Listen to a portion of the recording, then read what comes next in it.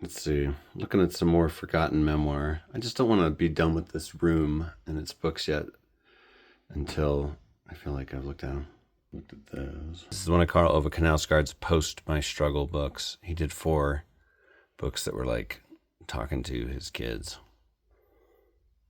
Not the most unique idea I've ever heard, but I bet they're good. I loved My Struggle so much. I'll read anything by this guy. I think he's got great ideas. And there's a lot to learn from Knausgaard. Yeah. Incredible title for someone who I think is paraplegic. Don't worry, he won't get far on foot. Callahan, the cartoonist. Oh, quadriplegic. Alcohol played a role.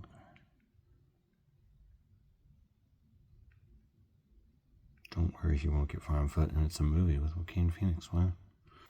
Pimps I've encountered seem pretty evil. You know, like really exploiting women. But, you know, you gotta have stuff in your memoir collection that is a little different. You don't want to just read about the same sort of person nonstop. And if you can withdraw value judgments and just say, I want to know the secret world. You know, Ice Cube, the rapper, loves this book. He took the name Ice from this guy. So, oh.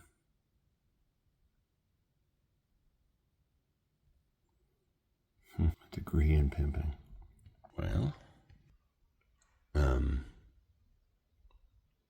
I've read a lot from that Native American autobiography book. That was the textbook for a class, and there's a lot of really good stuff in there. I love reading autobiography, oral history accounts, just people talking about their own lives. That's great stuff. And there's not enough from the indigenous perspective in America, so this stuff's great. There's some really interesting stuff here. How Awa became a shaman. Memoirs of Catherine Brown, a Christian Indian of the Cherokee Nation. The experiences of the 5 Christian Indians of the Pequot tribe. Life of Black Hawk. Geronimo, that's a great one. Black Elk Speaks, awesome. Narrative of an Araho woman. Autobiography of a Papago woman. Oh, I've read excerpts of that in another book. Check it out. That book at the top there. It's right here. And Scott Momaday. I read that, The Way to Rainy Mountain. The book by him I'm reading right now is so good. Tenaina, that's Alaskan. Oh, the Mandan peoples, also called the Flathead tribe. Lewis and Clark encountered them. Probably led to their extinction as a people. They would bind their kids to flat boards when they were little. They would shape their skulls when they were little. Supposedly they were blue-eyed Mandans, perhaps from a lost Welsh expedition. I think I need to eat. I'm like, what's going on here? Gertrude Stein. The autobiography of Alice B. Toklas. She wrote an autobiography of her friend. So Frederick Douglass's book is so good. I'm glad that's still read in schools because it's excellent. One element of it that's really powerful is just like the power of being able to read. When he was a kid, he overheard somebody saying, you know, never let these slave kids learn how to read. He's like, well, then I'm definitely going to learn how to read. And he taught himself from the names on boats in the harbor. Became this powerful, amazing abolitionist after he was free, after he escaped. Yeah, it's good stuff. This is a must-have American memoir, honestly. There probably could be like a canon of like 100 American memoirs. You really should read these. You should. This is definitely one of those. His writings on the 4th of July, dang, powerful. Tobias Wolff's a good writer. I think this is a memoir. Oh, it's a novel. This is your new family. You live over here now. Here's your slightly disturbing neighbor. He lives across the way. People say this is great, like an all-time great memoir. A woman aviator from the early 1900s. Oh, look, Maxwell Perkins. Oh, Hemingway recommended this book. I wonder if Perkins edited this. He must have. It's not a Scribner's book. So probably not Perkins. The Stamp of Wilderness. Why do we fly?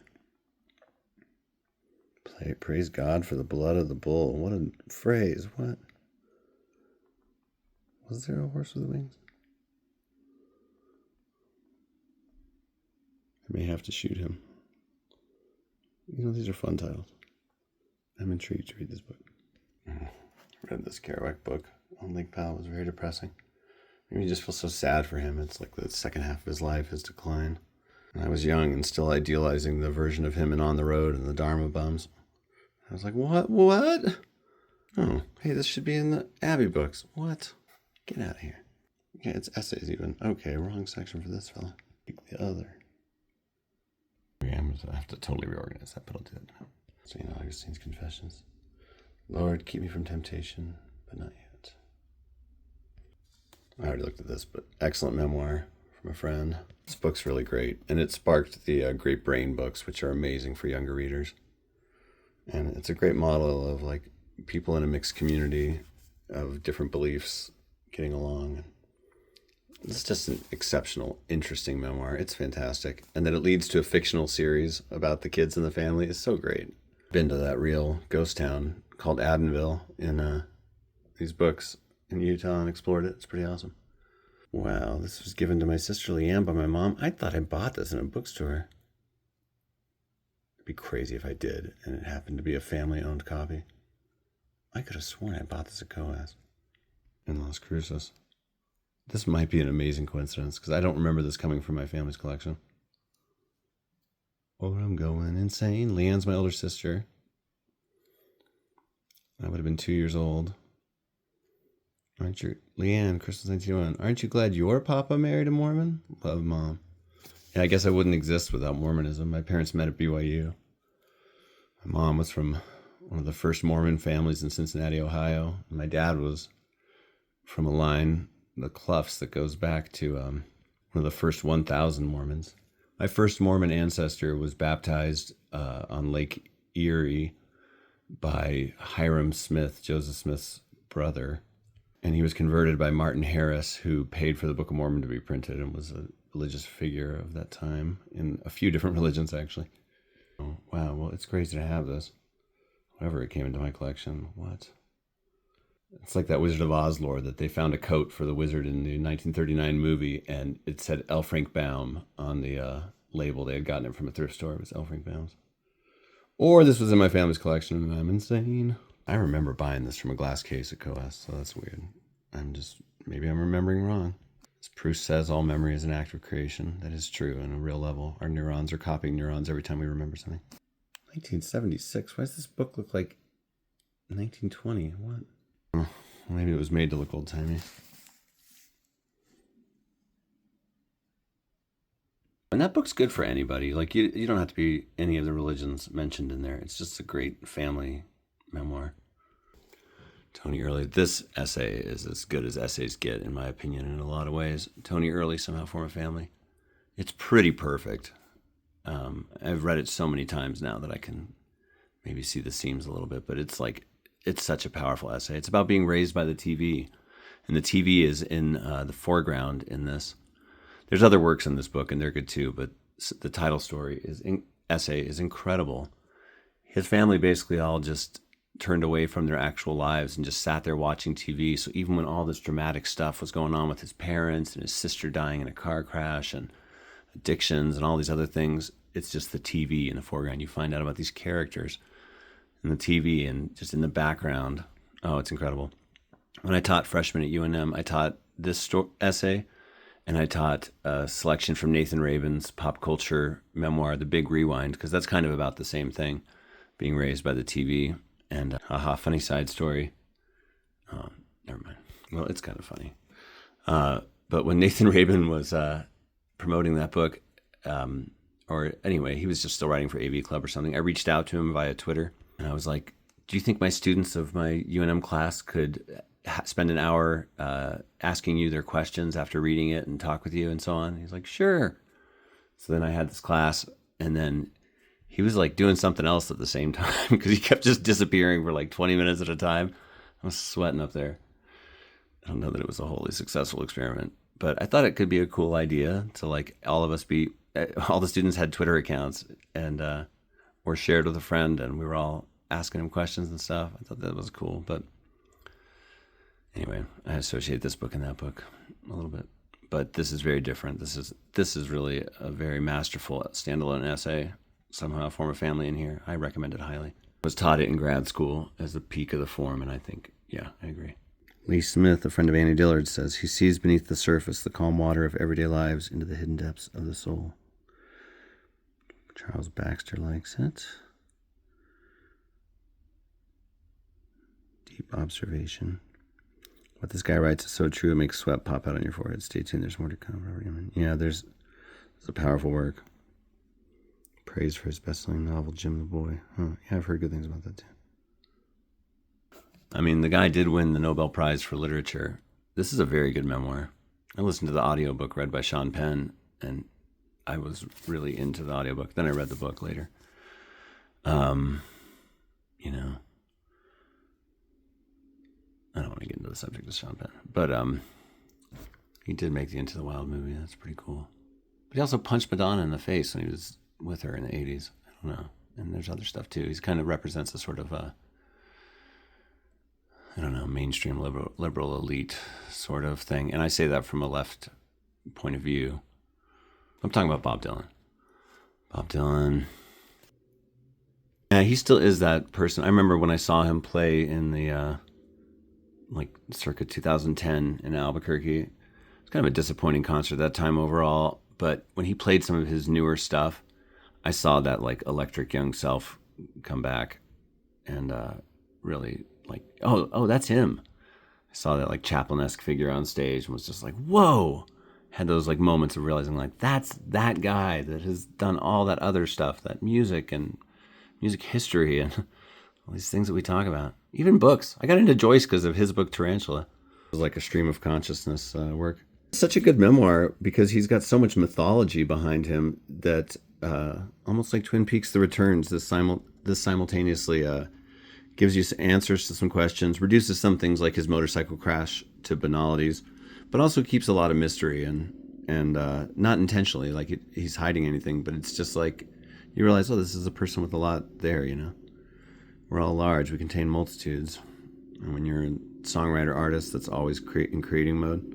But this is a very readable book, and look, it's written in a cool way. It's just like 5 different parts of time, little slices of life at different times. That might be due for a reread sometime. I enjoyed that movie, A Complete Unknown, but I just know too much about Bob Dylan and I'm not bragging. I'm just saying he's a subject I've studied my whole life.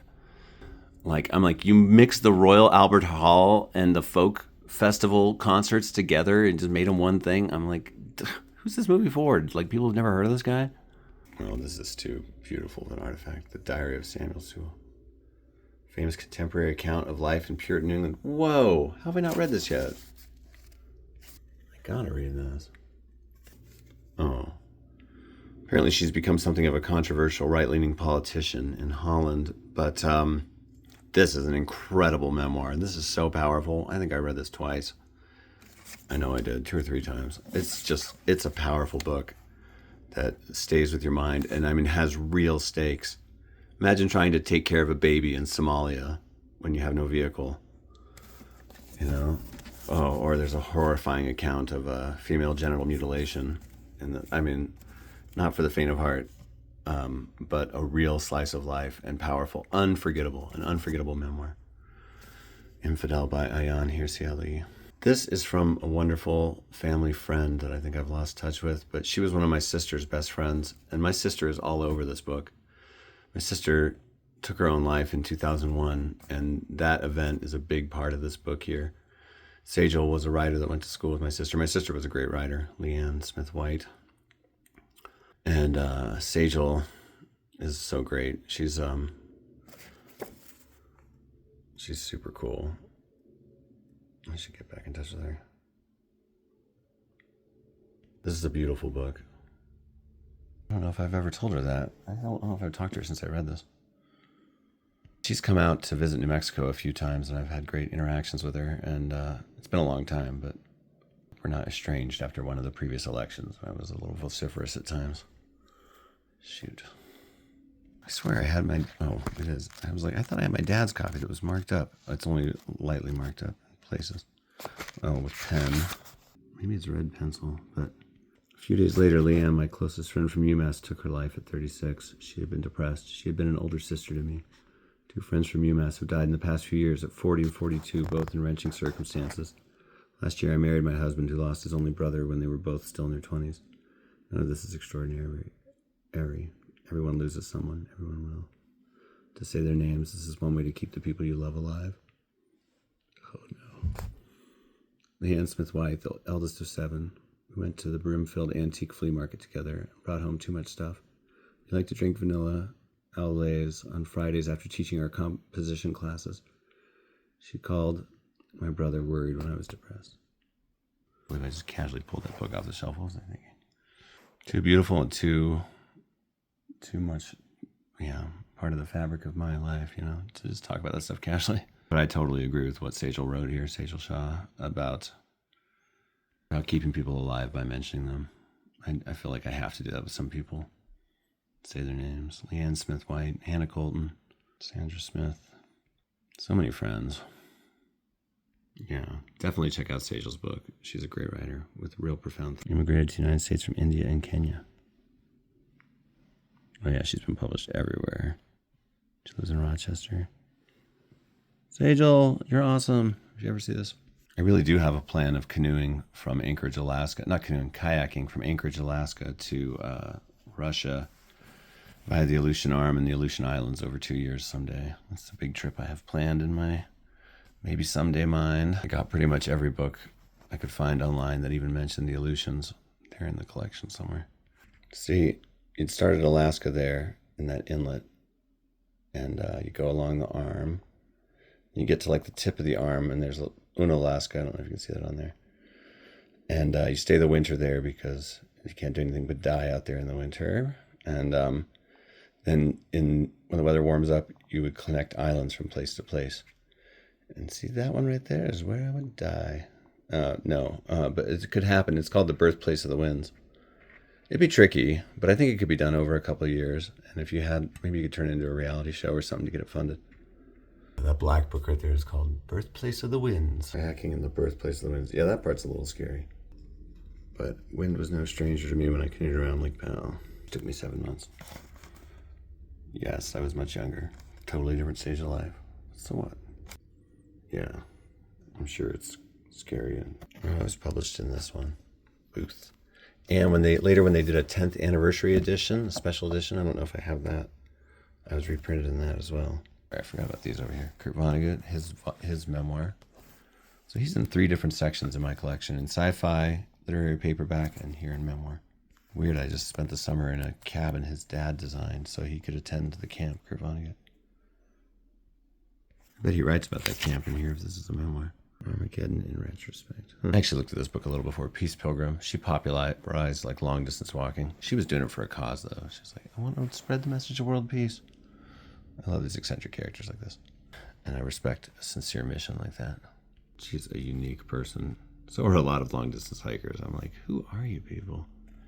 There are some wild folks living out there. Friends of Peace Pilgrim. Published this. Wow. I like that cover. I like it's diegetic. If you were to talk about the music in a movie, it's like naturally a part of the scene.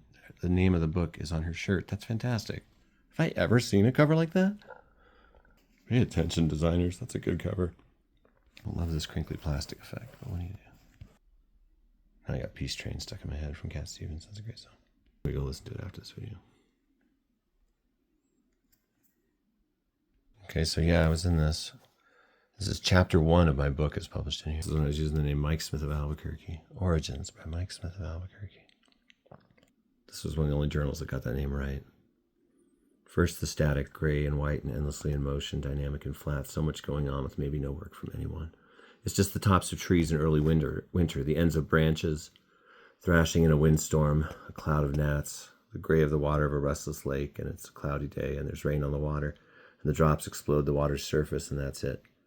My mom stands at the stove of our old house, 2152 East Gulf Avenue, Tempe, Arizona. It's April 1979, and my dad says, "Let's see, hun," turned sideways, and my mom, in a bright red button-up shirt, turns away from a pot on the stove, laughing, smiling even before she turns, pregnant with me. Somehow I'm a part of this, unseen, upside down and folded up. Afloat in electrolytes and protein, and another being, 4 months from nothing, 5 from a name, able to blink and pump blood, translucent and veined, shrouded in a dim glowing darkness. 1 month old and I'm me, October 1979, and I'm a crying baby, crying just a little. Grandma Bang, my mom's mom, is visiting and says, "Michael, oh, don't cry, sweetheart," and kisses me. My mom washes my hair in the kitchen sink, pouring water onto me from a cup. 13.8 billion years before this, at the advent of time and space, everything, literally everything, all the matter and energy that somehow exists, finds itself compressed into a point. Everything so hot and dense, everything shaking from what it contains, shaking from what it is. Static at the ends and beginnings of all these tapes, sunlight shattering over ocean waves, skittering down like spiders of light, a landfill and an earthquake, water boiling, sure to boil over. It's late 1980 and I'm one, and in the backyard waving a little American flag and saying, "Whoa, whoa, whoa," which is what a flag says. I run toward a gray and white cat, Whiskers. My brother Rob, with one arm in a sling, picks up the cat and chases me. "He's going to kiss you," he says. I find a stick and hit a red wagon with it repeatedly for several minutes. September 24th, 1981, and there's a party for my second birthday. There's a lamp beside me made of cattails. The table is covered in presents. There's a plastic TV with a carrying handle, a stuffed tiger, books, another plastic box with a handle. There are people in the dark on every side. There's a round cake with 2 candles on it, and I'm leaning over it, excited and smiling. I'm taking a break to hug Fred, the dog whom I love.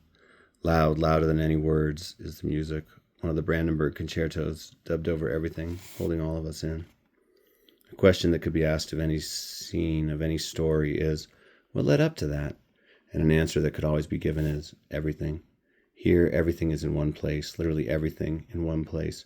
A place so densely packed, so hot, so abuzz with potential, eventually it can only explode, can only move outward, and it does. The Big Bang, although initially it doesn't bang at all or sound like anything, as sound can't and doesn't yet exist. Here it begins. More static, and then more static. In a moment, some things will emerge. My older brother David, 10 years old, jumps on our backyard trampoline. It's 1983, playing It's a Small World After All on a trumpet badly. I'm jumping too, 4 years old. My sister Julie, a teenager with feathered bangs, watches from a concrete block wall, laughing with her friends. Now 4 years old, with evidence of billions of years more all around. The Grand Canyon, sunset, 1983. At my feet, a mile-deep rock chasm. Sky even deeper and older, pushing down into it. My oldest sister, Leanne, 17, alive and laughing, stands at a guardrail. Near her are 3 Indian women in sarongs, red bindi dots on their foreheads, their hair in buns. They are visiting Leanne from Bombay, India, where she stayed with them as an exchange student. They disregard the camera, looking silently over the hazy levels of the canyon. The wind blows, the sun burns a notch into the canyon's opposite rim, and I am jumping around, excited, begging to go down, my voice muted by the vastness. Leanne, my mom, and my brother David walk away from the edge. Leanne waves. The tape ends, rewinds itself, and begins to play again. The Big Bang, because this is about origins. The Big Bang, because our origins are knowable, unknowable, and will be revised. The Big Bang, because there's just one story, the story of everything. Every story, yours and mine, is an infinitesimal part of that, and not one part is extra. And it goes on. You can find this on Booth's website, I believe, if you want to read the rest of it. I'm starting to feel self-consciously indulgent reading this much. Booth. I should get my work out there more. The problem is my essays all became multimedia and sprawling and lots of pages. And it is a discouraging process. Like, I've had over a dozen publications, but I've had hundreds of rejections. And after a while, you're like, what's wrong with all these people? They're the problem, not me. Don't deserve my work. I'll just read it to the kitties. My audience squirrel, okay? You have to read all my work. I'll read it to you. I didn't think anyone used these little boxes I made in the shelves. I'm so glad you found that. Also, you're my audience for my work from now on. That's the canoe oar painted by my daughter from my trip forever ago around Lake Powell. It's not in great shape by the end, but look, she painted a mural. There's me canoeing on the oar. What meta? You sure are a wonderful cat, Prismo. I love you.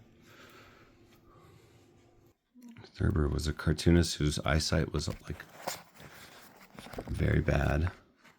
That's something I learned working at the New Mexico School for the Blind. There's really a spectrum of visual impairments. It's not like you're just blind or sighted. Lots of people have like this or that kind of peripheral vision or like a little bit of near vision. Possibly the shortest and most elegant autobiography ever written. What a comment. Russell Baker. Oh, he wrote The Sweet Hereafter. I love that book. Here's what came in. Hi, Kitty. What? Guess the bed is a mess because your child peed on it and I have to wash everything. Jim Carroll. I gave this to my oldest daughter to read. I know she'd like it, but I'm kind of glad she never did. I mean, she could probably handle it, but Yeah, he gets into some pretty nasty addiction. The movie based on this is great. Basketball Diaries was the basis for the film of the same name starring Leonardo DiCaprio. He did that song about people he's known that died. Maybe that's a theme in this video. Oh, this is a memoir of being in gangs in LA. Very interesting. LA gangs and Albuquerque gangs have a lot of overlap. I'm scared to talk about this stuff. But I'm not that scared, but I mean, it's just the kind of thing that, like, yeah, it doesn't usually benefit you to talk about it. I keep my eye out of the streets and I pay attention to graffiti and I know stuff. I learn things. I consider myself a bit of a casual anthropologist of the world. All of it. One of the first books of anthropology I ever read was when I was in my very early 20s, literally 20, called Crack House. And it's a memoir. This guy lived for 6 months in a crack house just to document everybody and write about it. And I was like, whoa. I think it had a huge creative influence on me, though, too, bringing a sociological element to writing. And also making me think, don't ever want to live in one of those. Sounds horrible. Stay away from that drug. Something else. This was a book we read in my Hidden History of the West class with Sally Denton. And I held on to it because it's great and it's real insight. I highly recommend people watch this documentary about the origin of the Bloods and the Crips that's on Tubi, and how it started with this like uprising against the police, which had become like the worst gang ever in LA and were terrorizing the lives of minorities nonstop.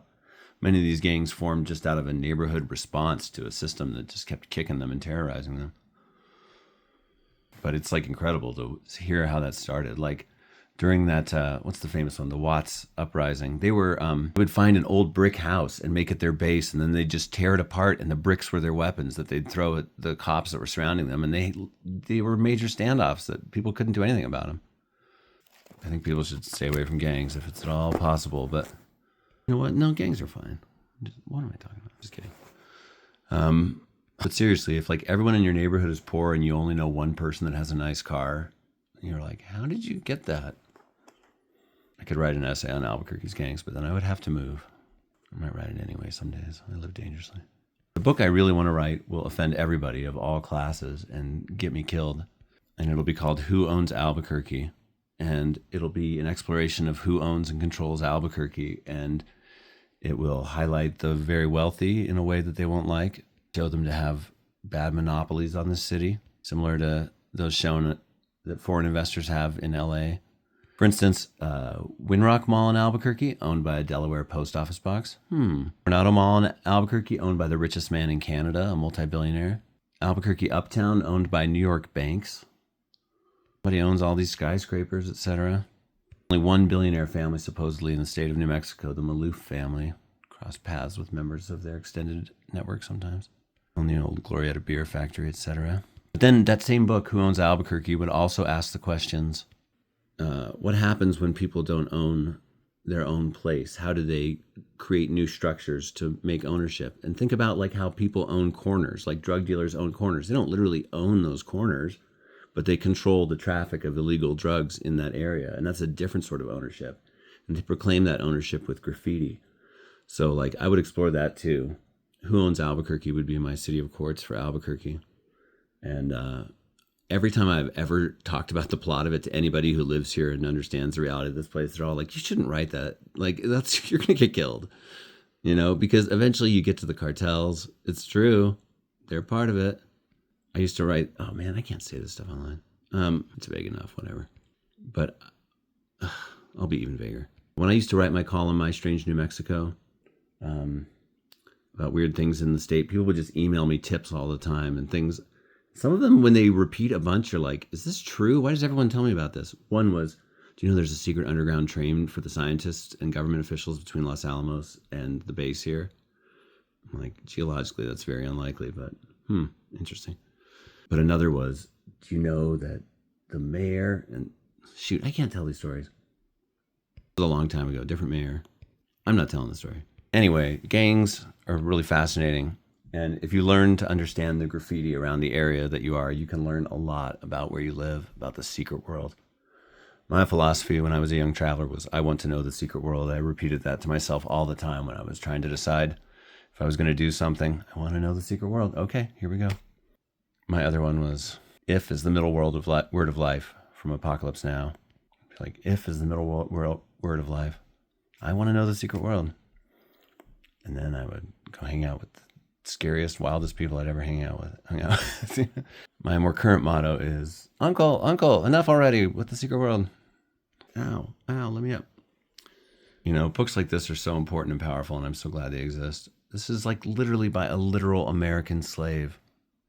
Incidents in the life of a slave girl. Oh, written 1861 after her harrowing escape from a vile and predatory master. Wow. I've read this, but it's been a long time. Okay, we looked at some more memoir that got skipped over. And there's one more case I'd like to look at next time. Well, take care, folks. Have a good one. That's the title of my memoir I'm working on. Anyone that's seen more than one video of mine knows that, but anyway. Yeah, I'll take care. Oh, this is when I got to judge a hip-hop contest once when I was a music writer for the Weekly Alibi in Albuquerque. That was really a high point in my life, a coolness moment. I was like, maybe I am actually cool. All right, take care, everybody. See ya.